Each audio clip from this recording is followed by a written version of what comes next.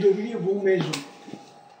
Ici au Maroc, nous souffrons, étant donné l'occlusion. C'est ça, comment on peut dire ça? Étant donné la surveillance. L'assignation à résidence. L'occlusion, c'est la fermeture. L'occlusion, ça veut dire fermeture. Ce mot est peut-être archaïque, il est ancien, on ne l'utilise plus.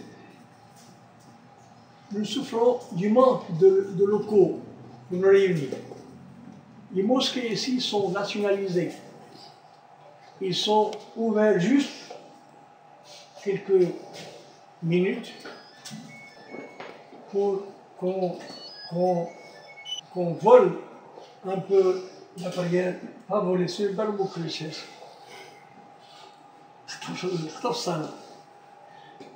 Comment dire? Juste pour faire une prière, ça soit à toute vitesse. À la sauvette. À la sauvette, c'est ça. C'est ça. Pour faire la prière à la sauvette. Donc nous souffrons de manque de locaux. Chez vous comme ailleurs, ouvrez vos maisons, cherchez à pas envahir, non, investir encore moins, pas investir, mais à être les invités dans les mosquées officielles, semi-officielles, chez les gens, chez les groupements islamiques, tout en vous faisant, pas par hypocrisie, non, en vous faisant conciliant, en ne cherchant pas à entrer en chicane avec les autres, en entrer en combat, en lutte, en conflit avec les autres. Et ouvrez, tant que vous le pouvez, vos maisons, même si vous n'habitez qu'un petit appartement, une petite pièce, Dieu élargira encore vos possibilités. Ce que nous sommes convenus d'après le minhaj nabawi, c'est une continuité, c'est une pensée en évolution. C'est une pensée qui change, selon les possibilités que nous avons devant nous, selon les nécessités du moment, selon la configuration politico-sociale, selon l'inspiration de Dieu, parce que c'est à Dieu qu'il faut demander de nous éclairer notre chemin. Ce n'est pas une chose définitive, ce n'est pas une chose, ce n'est pas le dernier mot, mais ce sont les bases d'une pensée qui se veut, et je prie Dieu que ce soit le cas, qui se veut être global, qui veut embrasser, qui se veut assez large pour embrasser tous les soucis de l'homme moderne. Donc, Minhaj Nabawi, ce n'est pas seulement le livre, Minhaj Nabawi qui contient l'essentiel et la direction de la totalité de notre action, mais tous les livres qui sont apparus depuis sont plus ou moins, qui traitent plus ou moins d'un côté de la question. Maintenant, est-ce que ce Minhaj Nabawi est applicable ailleurs qu'au Maroc, ou ailleurs que dans les sociétés musulmanes? Je vous ai dit tout à l'heure que la vie publique en Europe est laïque. Et il est laïque pour le temps que Dieu seul sait. Des décennies, des siècles, que ce soit des siècles.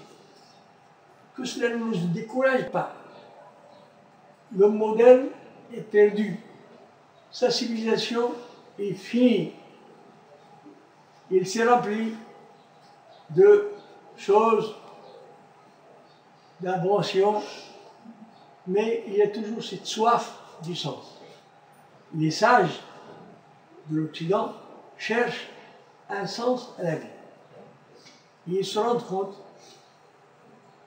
de plus en plus que cette réponse, ce n'est pas la biologie, ce n'est pas l'écologie, qui est un humanisme respectable auquel il faut nous adhérer, ce souci écologique. d'être propre, de respecter la biosphère, de faire notre possible pour que notre habitat collectif, l'habitat de l'humanité soit convenable. Et ça, que même l'écologie, comme cette nouvelle religion qu'est l'écologie, ne répond pas à ce souci intérieur de l'homme. L'occasion est donnée, le moment est propice. Même si ça demande des siècles de travail, alhamdoulilah, j'aurais rempli la mission dans la vie si pendant toute une vie, j'ai pu convertir 2 personnes, 3 personnes, une personne chaque mois, une personne chaque jour, c'est possible, une personne chaque année. Je serais heureux. Si la génération suivante a pu élargir un peu la quantité, le nombre d'hommes qui viennent à l'islam, c'est encore quelque chose de gagné. Il ne faut pas que cela nous décourage, parce que les sociétés sont en évolution, ils sont pénétrés de tous les côtés par des influences. Qu'est-ce qu'ils cherchent maintenant? Ils sont des petites choses, des mesquineries, une petite exception culturelle. Voilà, il ne faut pas que le Coca-Cola et le McDonald's, il ne faut pas que nous, McDonald's, nous qui sommes européennes, nous n'avons que faire de la civilisation du shérif. C'est tout petit. Ça ne peut pas satisfaire cette soif de sens qu'a l'homme en soi. Il ne faut pas le décourager. Le message et l'obligation de faire part du message est une œuvre de longue haleine. Il faut du souffle. Il faut du souffle. Personnellement, chaque personne, il faut un travail de longue haleine. La récompense n'est pas de ce monde. Là, je fais une petite digression, pas une digression, une petite remarque. Il se peut que les gens se posent cette question. Voilà, je vis dans une époque où les musulmans sont vaincus, ils sont faibles, ils sont dominés, ils sont pauvres, ils sont sales, ils meurent de faim, ils meurent de maladies, ils sont ignorants, alors que les autres ont la richesse, les sciences, la force, tout. Les musulmans n'ont rien. Donc moi, il se peut que quelqu'un dise, voilà, puisque je vis dans une société délabrée, donc je suis une personne délabrée, et la vie dernière sera de même délabrée. Non. Les comptes derniers, les comptes de l'Akhira, ne se font pas sur la mesure de ce qu'a été notre vie ici-bas. Il se mesure par la bonne action, la bonne œuvre que vous aurez ou non faite. Je reviens à ce que nous disions, nous parlions de Minhaj Nabawi. Donc il faut vous adapter au milieu dans lequel vous vivez. Il ne faut jamais brusquer les choses. Et demander à ce que des objectifs qui exigent logiquement et normalement, je dis normalement parce que c'est sunnat Allah, c'est la voie de Dieu. On ne veut pas échapper à la voie de Dieu. On serait fou que d'attendre des résultats qui demandent un siècle de les obtenir en deux jours, en 2 années, en 3 décennies. Il faut mettre le temps de votre côté. Il faut avoir la patience. Tout ce que j'ai à faire, tout ce que peut garantir mon bonheur éternel, c'est d'être obéissant à Dieu, d'être serviteur de Dieu. Ce mot serviteur, encore une fois, ne rend compte de rien du tout. Nous essayons d'interpréter Abdallah par serviteur de Dieu. Or, ce sont deux notions de sens différents, tout à fait différentes. Serviteur, c'est quelqu'un qui vous sert, parce que vous avez besoin qu'on vous serve. Dieu n'a pas besoin, il n'a besoin de personne. Et Dieu nous a créés, il n'a pas besoin de nous. C'est nous qui avons besoin de lui. Donc, serviteur de Dieu, ça ne veut rien dire. Esclave de Dieu, qu'est-ce que c'est? Esclave, c'est l'injustice, c'est la dégradation de l'homme, c'est le mépris de l'homme, c'est l'assujettissement de l'homme, c'est l'esclavage de l'homme.